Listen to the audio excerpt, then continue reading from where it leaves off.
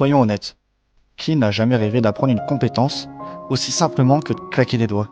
Peut-être que plus jeune, tu voulais apprendre à faire un salto pour impressionner tout le monde dans la cour de récré, ou maîtriser la guitare, le piano ou même un mouvement de danse viral en 2016.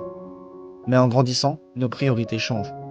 On voit des compétences qui nous apportent quelque chose à long terme, comme les langues, la technologie ou bien le sport. Mais la vérité, c'est qu'il y a un problème. La plupart d'entre nous ne savons pas comment apprendre efficacement. Et ce n'est pas de notre faute.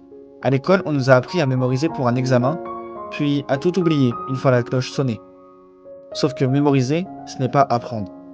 Apprendre, c'est comprendre, appliquer et retenir l'information au point qu'elle devienne naturelle. Repense à la dernière fois où tu as essayé d'apprendre quelque chose, une langue, un chant ou bien du théâtre.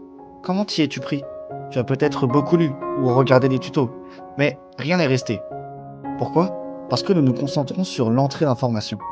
Lire, écouter, regarder une vidéo. Alors qu'en fait, on devrait plus se focaliser sur la sortie, comme parler, agir, enseigner. C'est comme vouloir apprendre à nager en lisant un livre sur la natation. Tu comprendras peut-être la théorie, mais dès que tu plongeras, tu couleras.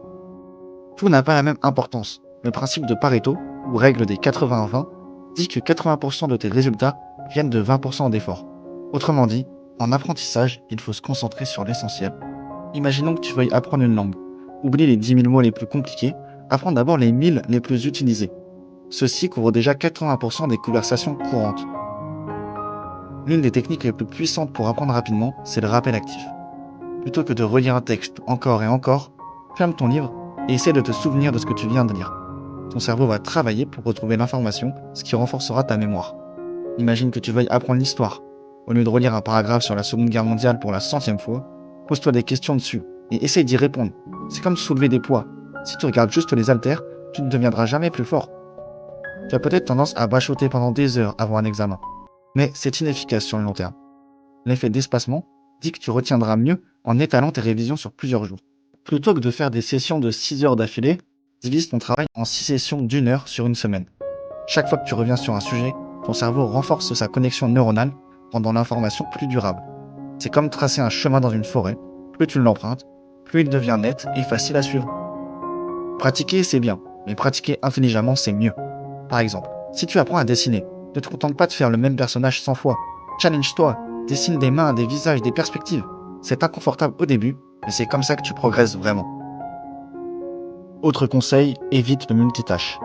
Il nous donne l'impression d'être productif, mais c'est l'ennemi numéro 1 de l'apprentissage efficace. Chaque fois que tu passes d'une tâche à une autre, ton cerveau doit réajuster son focus, ce qui te ralentit considérablement. Si tu veux apprendre plus vite, élimine les distractions, mets ton téléphone en mode avion, ferme les onglets inutiles et crée un espace dédié à ton apprentissage. Mais surtout, reste constant.